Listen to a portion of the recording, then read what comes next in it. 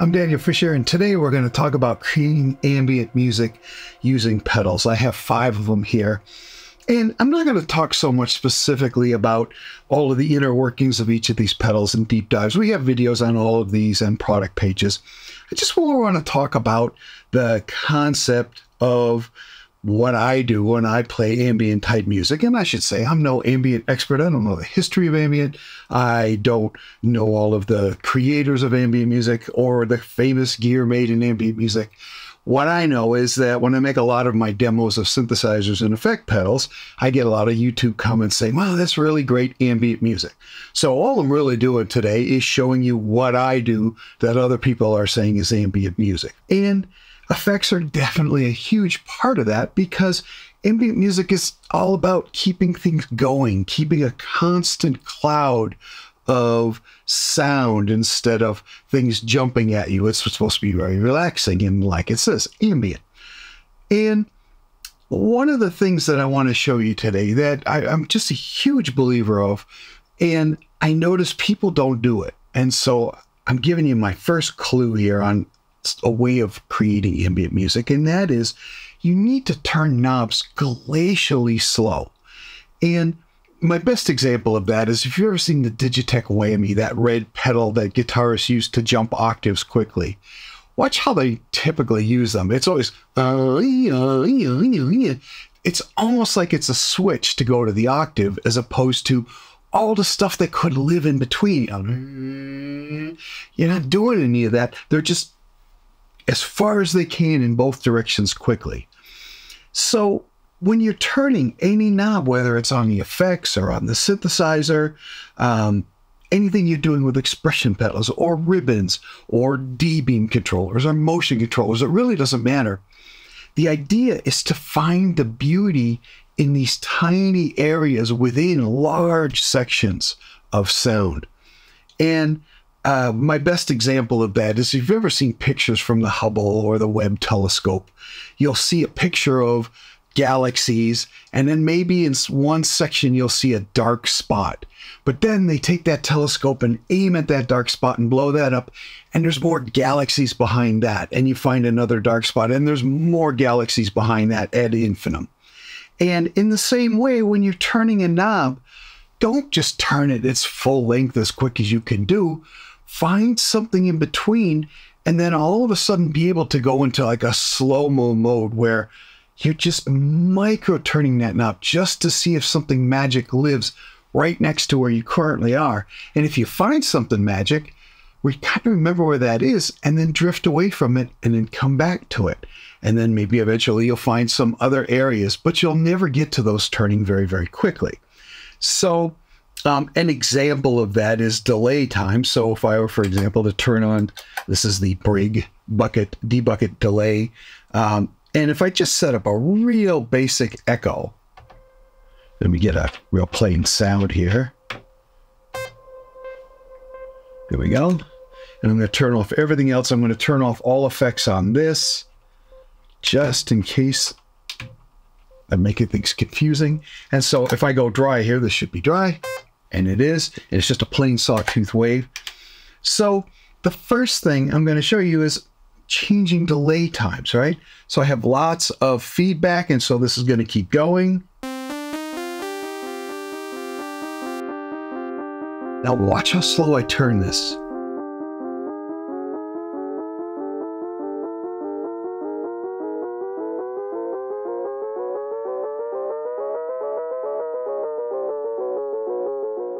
Whereas other people might turn a knob like this.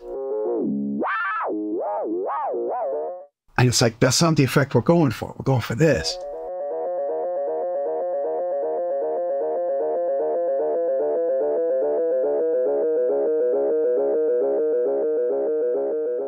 And similarly, another knob that people always overturn is the repeats knob, or the feedback knob, or the intensity knob. Every brand has its own different versions of what the total number of repeats is. I'm still going. I just have the wet dry turned to dry now. But when you want to have fewer repeats or more repeats, don't turn the knob really far. Turn it a little bit and see what that does. For example, if I want this to fade, I'm going to just turn it down the littlest bit.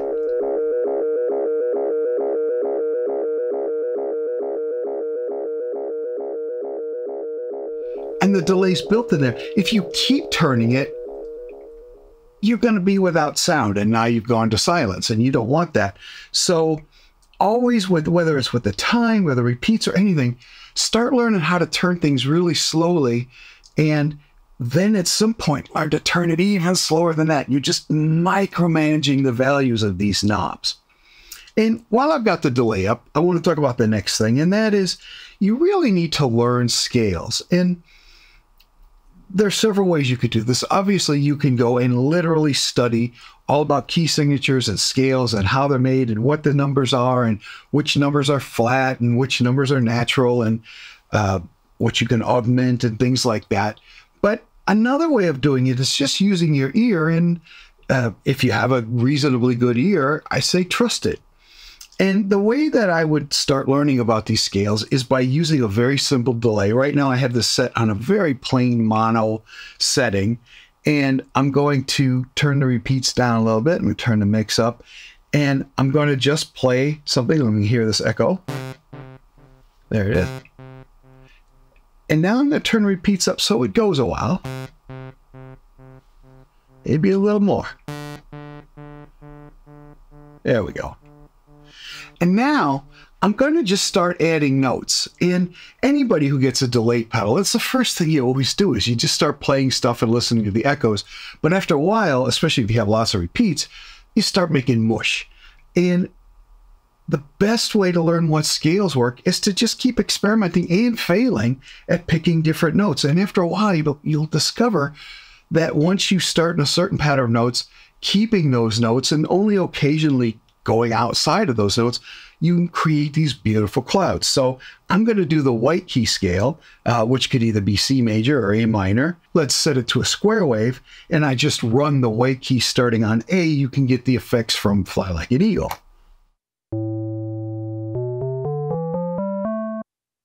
Play on.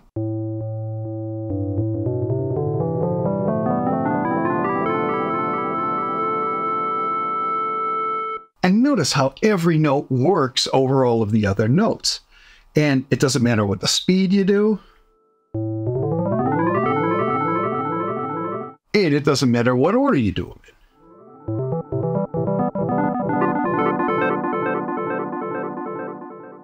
But that's just one scale, and obviously it's the most used scale by people who don't play a lot of keyboards, because you just stay on white key and you can't go wrong. But start finding other keys, go crazy, and then discover which notes work with that.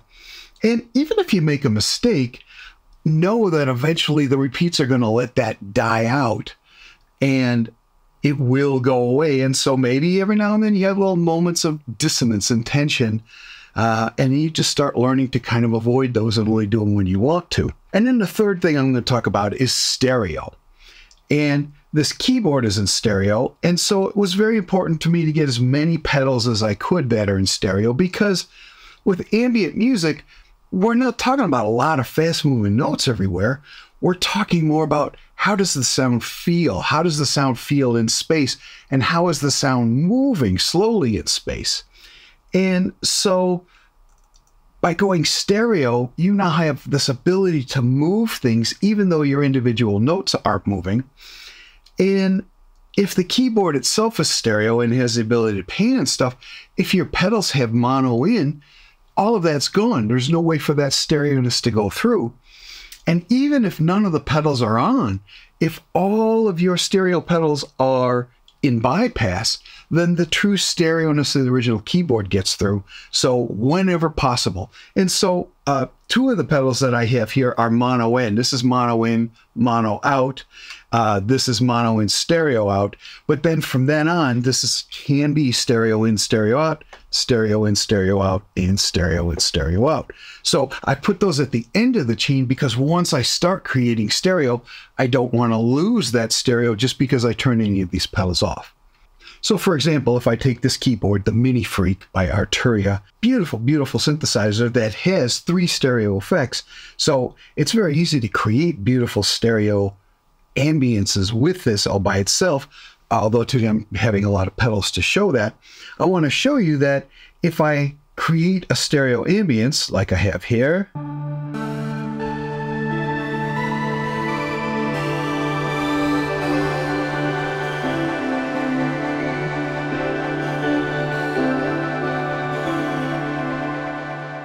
that even if I have these effects off, it's still pure stereo because I'm stereo out, stereo in, stereo in, stereo in, stereo out.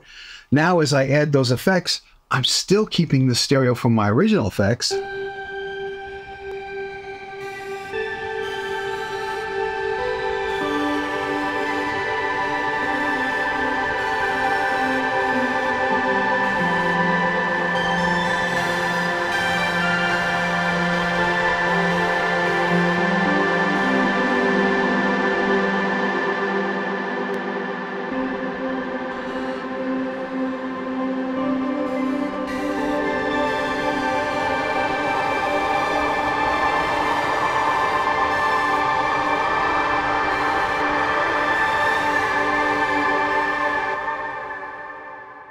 And then I turn them off, and again, I still have stereo. Now, if you don't have all stereo pedals, or some of your pedals are mono in, stereo out, or some are even mono in, mono out, you want to put those in the beginning of the chain so that the pedals that do create stereo keep staying stereo even if the pedals after them are turned off. You still have stereo ambience and space and all of that. And so now I'm going to talk just a little bit about each of these pedals. Again, we have product pages for each of these with videos and stuff, but this is the new Cloudburst Ambient Reverb. It's just a very beautiful reverb that also has the ability to do pitch shifting while the reverb is feeding back into itself. So you have things that are moving upwards or downwards or around, and it's just a very beautiful thing in a relatively small pedal. And even though it only has a single jack for in and a single jack for out, there's a little switch here that allows you to control whether these are TS, just tip sleeve, or TRS, tip ring sleeve for stereo. And so I have stereo coming out, going to a tip ring sleeve plug going into this. This is set to stereo. I have a tip ring sleeve to tip ring sleeve feeding this as stereo. And then I have another breakout cable that's breaking that single jack into these two jacks as left and right again. And then finally, those are going out to the camera, which you're hearing.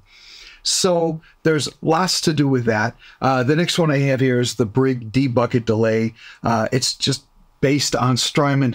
They've always had beautiful delays, and their modulation of delays has been impeccable for as long as I've known the company. And so what I can do with this is I'm going to go ahead and go to a very plain sound again, just because it makes it obvious what's going on. And now I turn the delay on, and I just have it set to simple repeats, no modulation. But I can change the time .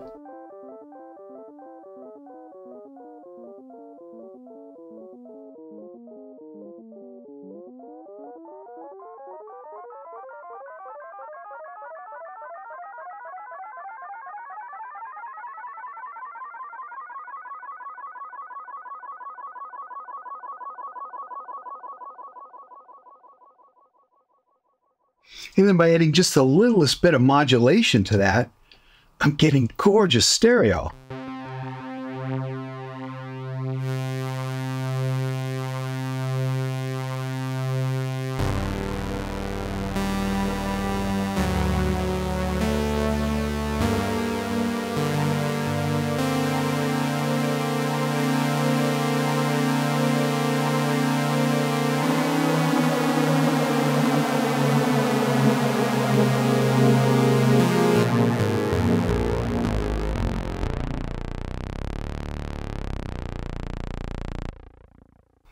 And there's lots of settings for different types of chips and how it does things. And of course, there's ways to do even more editing. You have lots of presets on that via MIDI. But again, you can see all about this pedal on the product page. Now we're going to go to the Walrus Audio Slower. This is based on the mono unit called slow, but now they've given you left and right, some other features. It's really pretty. And it gives me the ability to sustain chords, and then lots of control over the modulation and the direction and the type of modulation. So here it is dry again, and I'm turning on the slower, and I've got it set to wide. I've got a long decay. I've got the filter all the way up. I have the depth up a little bit. The mix is pretty wet, and I'm going to sustain some sound and play over that sound, and then use the stretch to change the pitch of that.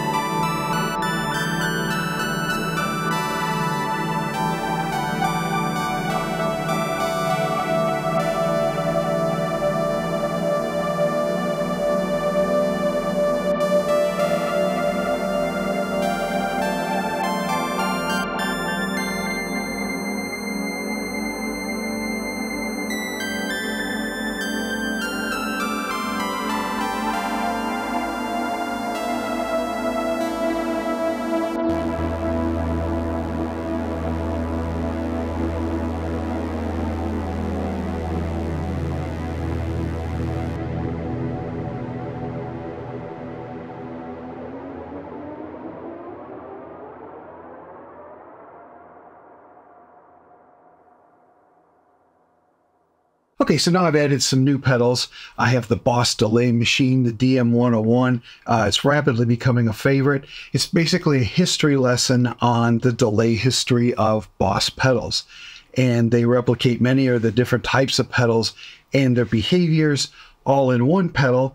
And it definitely has a very analog behavior in that I can modify the time and get those very cool pitch shifts and very drifty kind of things that I like. And the reason I didn't use it initially is because it's mono and stereo out. So it will create a stereo image either because of modulation or because of ping pong delay. But what it won't do is take something stereo before that and pass that stereo-ness through. So if I was to use this in a rig with mixed mono and stereo pedals, I would put it pretty early on so that the stereo output would then keep in stereo all the way through all the other pedals. So right now I only have mono cable out going into this. Now this other device, this is the Super Ego Plus by Electro Harmonics. Both the Super Ego and the Super Ego Plus are two of my favorite pedals for this type of music. What they can do is simply astounding. It can freeze anything, hold it in time, and then let you do what you will to it. And you can have it follow from one note or a chord to a new note or a chord, and it'll glide between them in ways that you just wouldn't imagine your simple keyboard or guitar rig could do. And so it's just a way of going into outer space very quickly and doing so many amazing things. And everybody who uses this in demos does it in an entirely different way. So it's a pedal that truly maps to what it is you want to do with weirdness. So big fan of that one as well. But right now, let's go ahead and do the DM101. I have everything else turned off. I'm on a very classic delay. And the key thing to listen to is that each delay, including the very first delay, is very dark and muted. The high frequencies are rolled off because that is the nature of the original Bucket Brigade delays. And the thing that people liked about that, or actually discovered that they liked about it after digital delays came out, everyone sold their analog delays, bought the digital delays because they went longer and could do more tricks. But then they noticed that their delays sounded too much like the original notes, too much like the original guitar solo, and it got in the way unless you were going for that very U2 kind of sound where all the delays are the same volume and tone as your original. But instead, what it does is it lets you play over and not crush yourself. So I'm going to turn it up some so it's a lot louder now.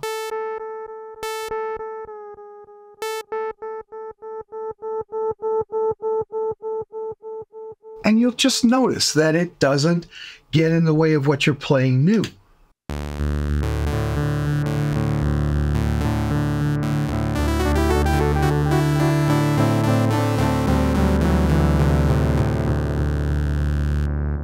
And it has lots of different versions, including my favorites, which including panning.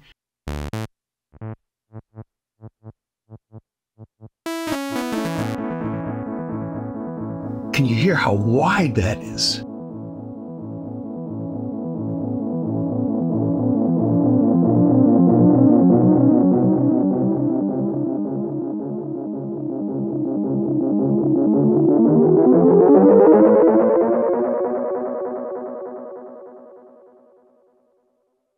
And then on top of that, it also has modulation sections, which is slowly changing the delay time, which is giving you that beautiful warmth. And in stereo, also gives you a beautiful wide field like this.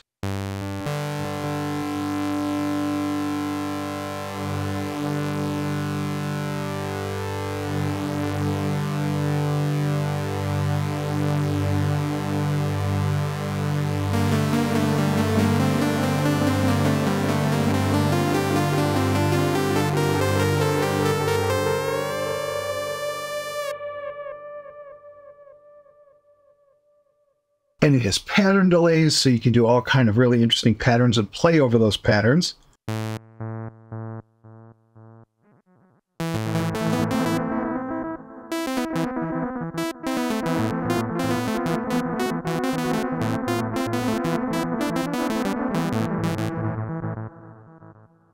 So much to show on that. Just go watch the videos because they're amazing. Okay, so now I have everything off except the Super Ego and of course the keyboard.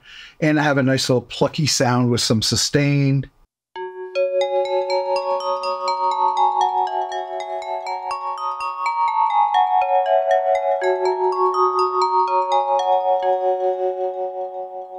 But now I have the Super Ego set up to grab those notes, and then when I play new notes, it glides to them at the speed set by this glide, and it's going to take a fairly normal sound into a very bizarre territory. And then as I'm playing, I'm going to start adding some of these other effects and get a little ambient.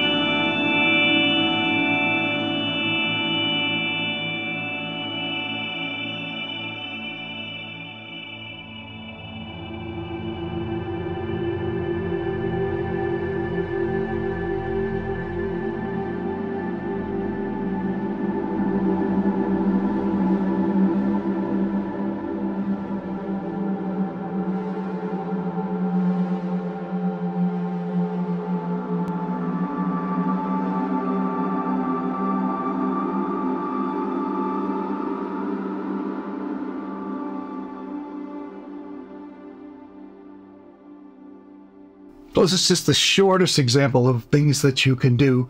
Try and remember the things I told you in the beginning about moving knobs as slowly as you can, finding little bits of beauty, and also going very gentle with the repeats, intensity, and number of echoes knobs, and just bring it down a little or bring it up a little bit. There's all kinds of magic in that as well. And if you do it exactly right, it creates a fade out for your piece automatically, which is much better than you doing a hand fade. So if you have any further questions about any of these effects or the Mini Freak keyboard, please contact your Sweetwater sales engineer. My name is Daniel Fisher. Thank you very much for watching.